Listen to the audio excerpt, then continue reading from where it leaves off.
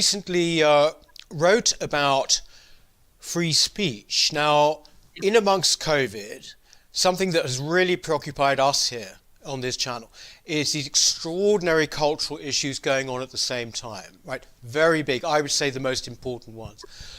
You were talking in the column about the attacks on free speech, in particular, coming from the Law Commission.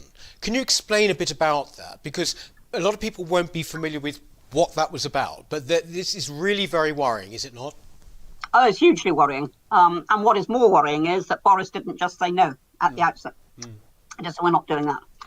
The proposal, in essence, is that the hate laws, that's laws which prevent homophobia and racism and sexism, that those laws, hate speech laws, should be applied to conversations in our own homes. That is the serious proposal. Now, an Englishman's home is his castle, and the one place we have been free to say anything we like has been. But in future, if this proposal were to get through Parliament, and God forbid that it should, in the future, we would actually be answerable to the state for what we say in our own homes. Now, that is where the word totalitarian is not misapplied. Yes, exactly. Because the only type of state that ever seeks to control what an individual says and does in his own home, as long as it's not breaking some other law, like conspiring for an act of terrorism or something, the only states that have ever tried to impose that sort of uniformity are the Soviet Union and the Nazis, totalitarians. Yes. It is extraordinary, as you say, that this has come from a respected body, the Law Commission. As you say, Boris has not actually even dismissed it out of hand. This general attack on free speech, this general cult of woke, it has seemingly intensified over this whole period of COVID. Do you take this as seriously as I do? And I mean, it seems to have captured virtually all of our institutions. Yes, I take it very seriously. I'd expected the opposite to happen if I'd been making predictions back in March. Why was that? Why? Well, I would have said, right, we're now faced with a real crisis. It's probably the biggest crisis since the Blitz. And people will have no patience at all with the whingers who are worried about sort of statues and things like that. They'll have no time for that, because they will say, look, we're talking about life itself. We're talking about our quality of life. We're talking about our way of life. We're talking about our elderly, vulnerable. That's what we're talking about. We're talking about sick children. This is serious. So go away. Stop talking about statues. It doesn't matter. That's what I expected to happen. The exact opposite has happened. Now, partly that was because of George Floyd. But the exact opposite has happened, and it seems that the woke agenda is more prevalent than ever. And there is an answer to it, which is that authority has just got to get used to standing up against it. But how do they do that, Anne? How do they do that? Look, when Oxford students say you've got to take down Rhodes's statue, their response should be get a life. Get a life. We've even today, I read in the press, there's even a movement amongst the students at Leicester to try and tear down the statue of Simon de Montfort. Now, arguably, he's the father of English democracy. The father of English democracy. But because in the 13th century, he was in favour, certainly didn't stand against slavery and held other views, and particularly in his case because he was anti-Semitic. In the 13th century. Now, we've got to get a sense of perspective here. When you look at, say, Edward Colston's time, they still had hanging, drawing and quartering. And he was supposed to have developed an individual empathy that made him anti-slavery. Of course he wouldn't. Wasn't the culture of the time.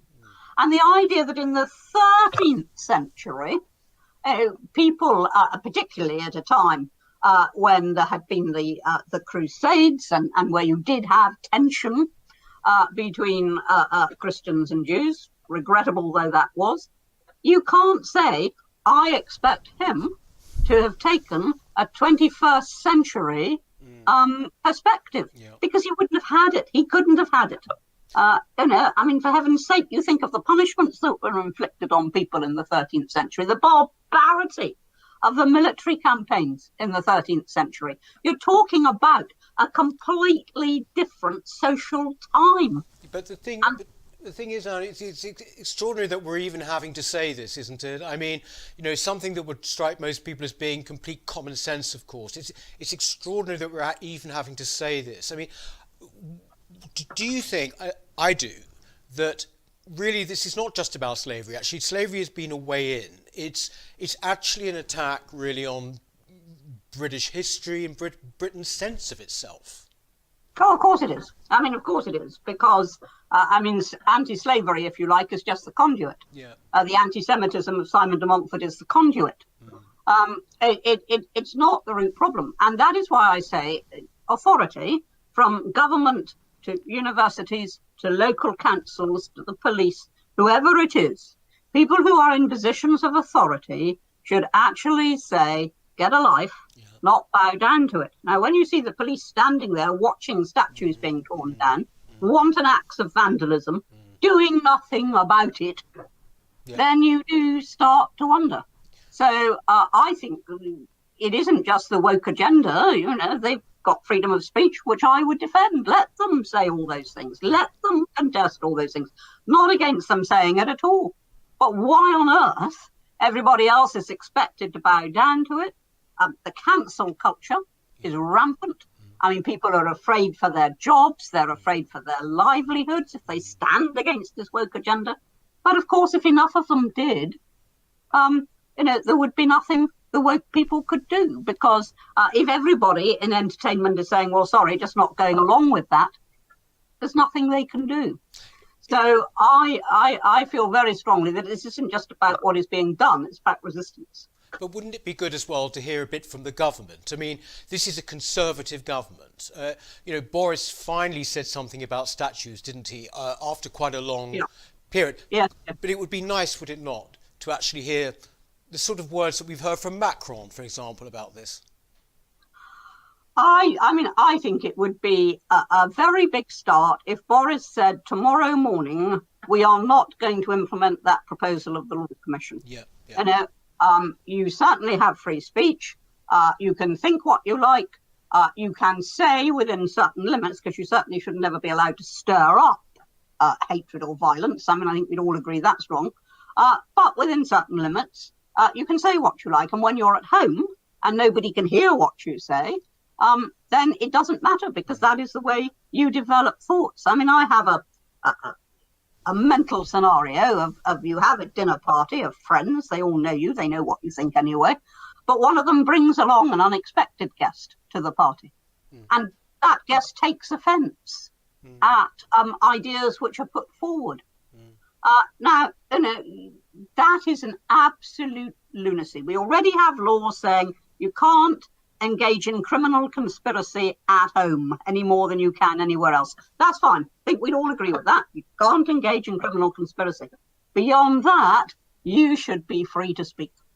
The crucial thing is, surely, as well, that with hate speech, which I know a fair amount about being in the London Assembly, because it's a big issue there, is that it requires no evidence. This is extraordinary, isn't it? It is entirely based on the person who decides that something is hate speech. And it doesn't even have to be the supposed victim. It can actually be anybody else. This is quite extraordinary, is it not? It is. And as I observed in my Express column, very good column every Wednesday, in every other part of the law, intention plays a massive part. I mean, if you accidentally kill somebody, you're not going to be charged with murder because everybody accepts you didn't intend to do it. If I pick up somebody else's handbag and mistake for my own, even if I get all the way home before I've realised, nobody's going to prosecute me for theft because they understand that was a mistake. But you don't have to show intention when it comes to the laws on hate speech. It is enough for somebody else, and as you rightly say, it doesn't even have to be the victim in inverted commas, it is enough for somebody else to say that is hate speech for it to be assumed to be. Yes. Yes.